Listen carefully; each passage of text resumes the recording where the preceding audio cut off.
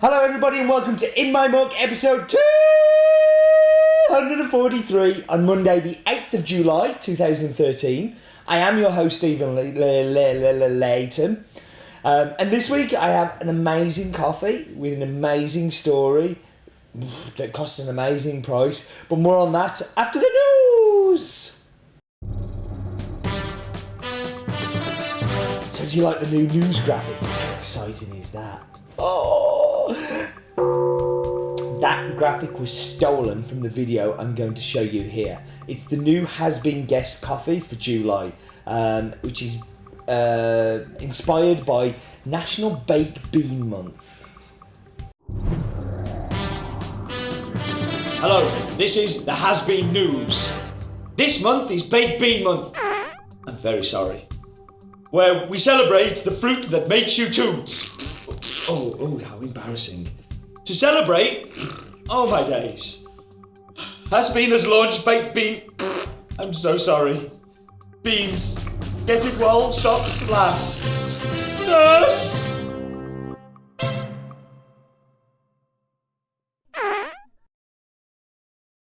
Do you like it?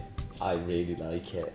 And a couple of new Finca Argentinas added to the website, and coffees that will probably not show up on In My Mug. So I know I promised you that I would let you know when those things happen. So Garshapin, which is part of another one of the processes that we also use in the baked bean blend, and t'other one, doing well. And now this is a little bit long, but it's kind of tied in with Baked Bean Month, why we've done these two different roasts of coffee, and I think it's really interesting. So here's a little bit of a guide on roasting profiles. This is a green bean. And in its current state, it's not really usable and not very tasty to drink. But how do we make it delicious? Well, we need to roast it. But how do we do that?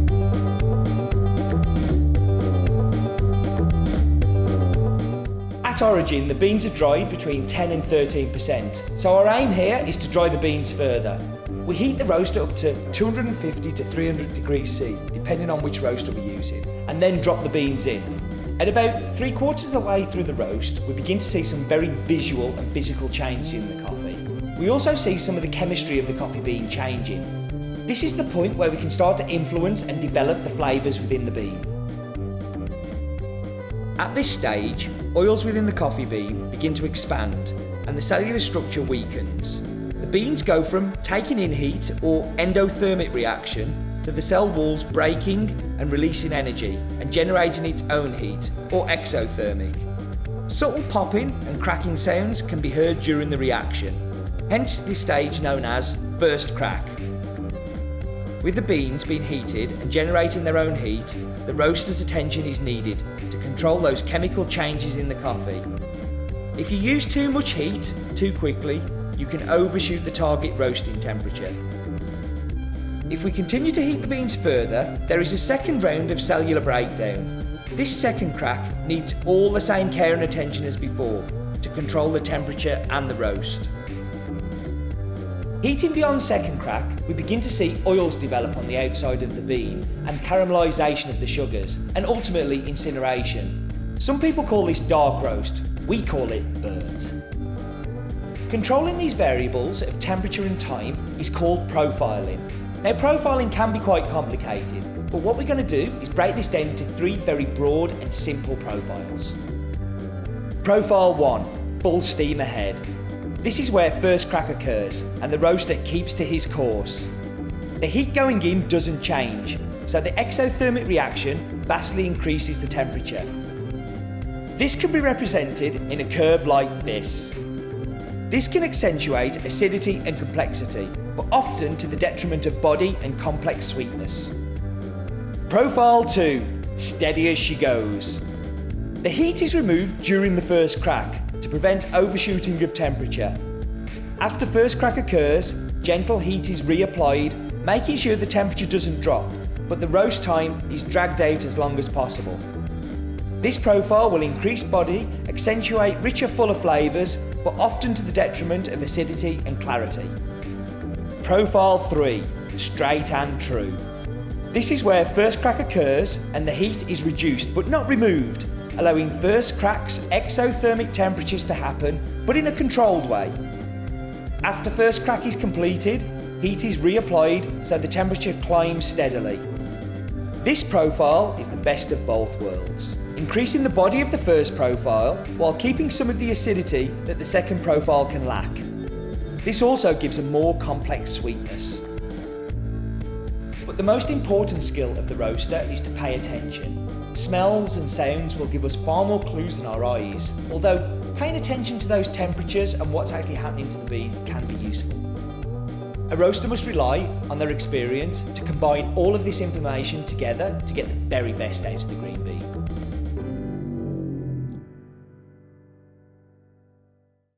And that was the news! So it's time for 20 seconds on, and this week it's on buying coffee. So this is going to be an interesting one. So buying coffee is complicated. You can buy basically in three ways. You can buy from an importer that's based in the UK that imports the coffee in, an exporter that's based in a producing country, or buy directly from a producer. This week's coffee was bought through an exporter. Whenever you're buying coffee at origins, you should always follow the golden rule of not buying the coffee while you're there.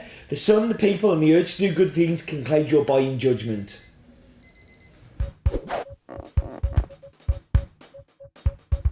So what I was saying there is about you should never buy coffee at origin. This way you pay a fair price, not just to the producer, but a fair price so I can sell it to you and a fair price for the roaster.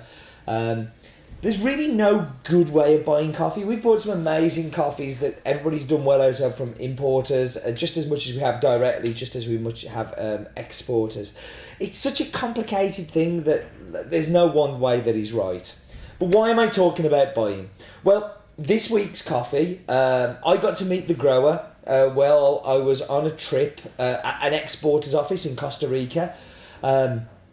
So I was in the exporter's office. I'd spent all the time travelling around these different farms that we know, places we bought from, but we were cupping for some new lots like this to bring in.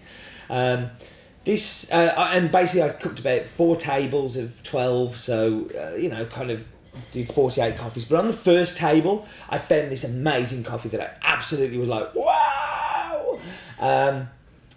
And then moved on to the next table, and about 10 minutes into that table, this guy turns up, and the exporter says, "Oh, this is Carlos, you should meet him and talk to him." And I was like, "Oh, love your coffee, great, can we buy it?" And I start the conversation, "How much do you want?" And then he replies back to me, "How much do you like it?" And I was like, "I like it a lot." And he replied, "Okay, a lot."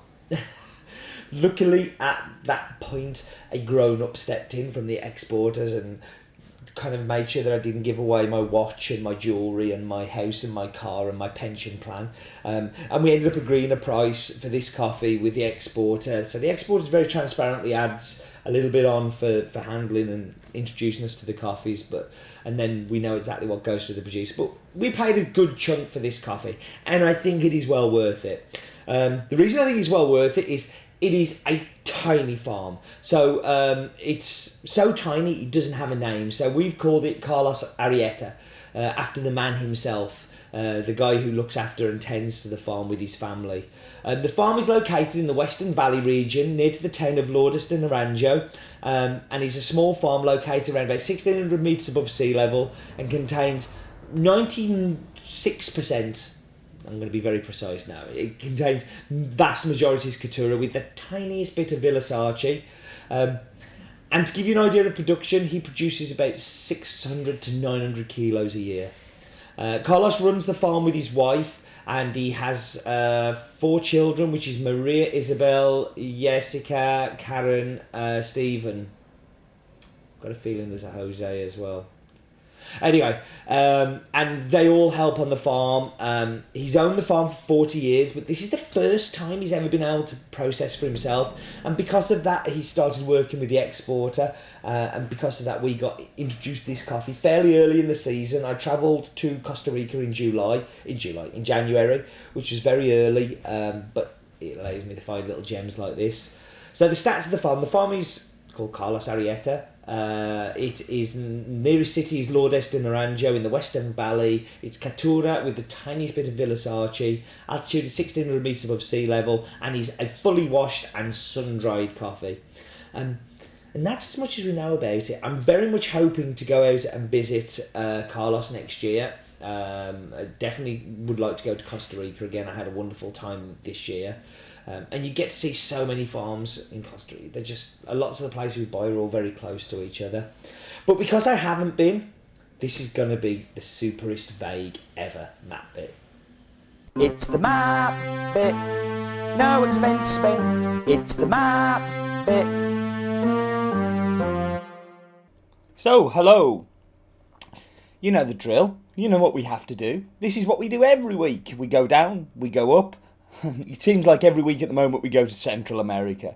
Let's find out more about this amazing continent and its amazing coffees. So, number of coffee growing countries is 7. Population of 41 million, nearly 42. Surface area 524,000 square kilometres. And compare that to the tiny little UK. You can get an idea of its size and perspective. Now, the place we're interested in this week is Costa Rica, and we've been to Costa Rica a few times. It's an interesting country. 10% of the population of Central America live in Costa Rica. Let's look at some stats. So, name, funnily enough, is Costa Rica.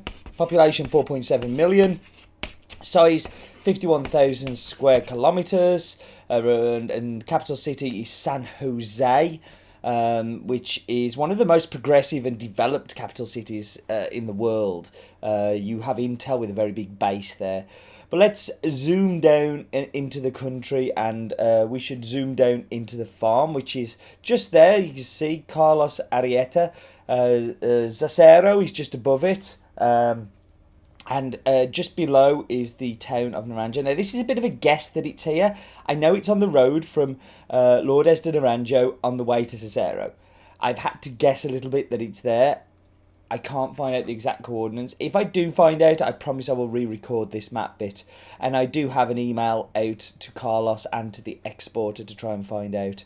So, Del the cow, tell us a bit more about this coffee. Well, Finca Carlos Arietta, altitude is 1600 metres above sea level. Cattura with a tiny bit of Villasarci, and nearest town is Lourdes de Naranjo. So, it's really horrible when these map bits are a little bit vague. I always feel like I'm cheating you a little bit. You see, there's the town of Lourdes de Naranjo, and actually I'm going to take you down to show you how close it is to San Jose. So that's San Jose there. It's probably one of the closest to the capital cities we buy from. And I'm going to give you some photos for free as well, because I do feel bad it's a rubbishy map bit.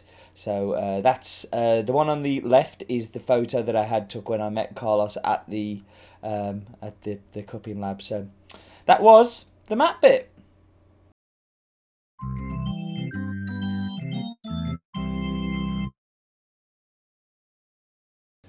I'm sorry, it's just super. I hate it when map bits are like that, but the best with that we can do, and we should carry on doing them even when we don't know, and it inspires me to know more. So now it's time for Roland's Daft Fact of the Week. Roland's Daft Fact of the Week. Costa Rica has no army. It was disbanded in 1948 by the then President Jose Ferrer. The budget that was previously dedicated to the military is now dedicated to security, education and culture. Sounds a much better use of the money to me. Roland's Daft Fact of the Week. Okay, so I'm back. So, time for the Wheel of Death. Last week we had macchiato. I'm going to replace that with latte. Latte. I'm not going to say latte, it's latte. So time for the Wheel of Death, and where it goes, nobody knows. And it is cone. Okay, so it's the metal cone that goes in the Chemex. So that's cool. I like the cone. I'm very happy to be using that. So I'm going to whap you on pause. I'm going to go make tasting delicious drinks, and I'll be back with you in just a second. And I am back. So let's dive into the espresso first of all. Let's give it a little bit of a mix up. Thank you to Chris for being my barista today. So,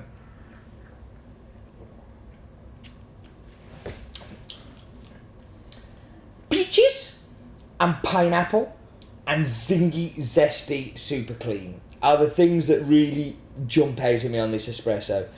It lacks a little bit of body, but I'll forgive it because it's so interesting in the fruitiness.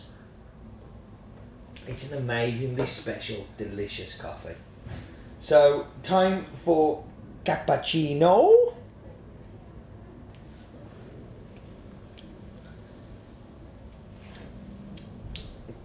And the milk adds a little bit of sweetness to it, which makes it perhaps more balanced, but it's struggling to fight through. It really is. It's really hot at the minute. Chris has given me jugs of water, which is very cool. I don't advise you to do this in between cuppings, but for me, I need to drink. So cone. Let's talk about the cone. It is a metal filter for the Chemex. It's reusable, which is really good. Downsides are it's a little bit, you end up with a little bit of muck coming through, a little bit of solids kind of get through, no matter how well you grind. And I've coarsened the grind up a lot to what I normally do for the Chemex. Will it go in there without going out? No, it won't. Where can I put that? I'm going to try and put it there. Yay! I don't understand what's wrong with paper. We sell the cones and I should like them, but I just kind of like the paper on the Chemex. I don't know why. It's much better. I think I made a Chemex for an army here. They're interesting. It's a different kind of cup. It's probably closer to the French press than a normal Chemex would be, just because of those solids transferring through. But it's a little bit cleaner than a French press, and it's a little bit easier. So I don't know. Maybe it has its place. And there's the cupping table here. So, have you ever had Five Alive tropical fruit juice? Because it's not like it, it is it. It's tropical fruit, it's that pineapple, again, comes running through, peaches, apricots, it's just alive. The acidity is super, super good. It's just, that's everything I love about a coffee. Very different to coffees like Cachoeira, Machacamarca, Lafani, because of the acidity. But Costa Rica shouldn't be like that. This is what a Costa Rica coffee for me should be. Just very clean, very well processed, very looked after. It's a delicious coffee. Like, we got such a good deal out of this. Hopefully Carlos feels like he got a great deal out of it. The exporter feels like he got a great deal for everybody from it. So it's a kind of win-win-win. So we should go to the pinboard of doom, and I don't need a bit of paper for this one this week, because this chappie here is my godson. It's Jacob Beswick. Hi, Jacob. Unk is putting your picture up. So Jacob's an amazing guy, and he watches in my mug and catches up on them. And his mum Nicola works with us, and Nicola sent this in. So thank you, Jacob. Thank you for watching. Love you. Right, enough sappiness. Time to move on for Steve's Vine of the Week. I should get an ident for that, I think. So this week we don't have one vine, we have two vines sent in by somebody, and sent in by Pete Maidment. Pete, thank you for your vines. Please, everybody, enjoy.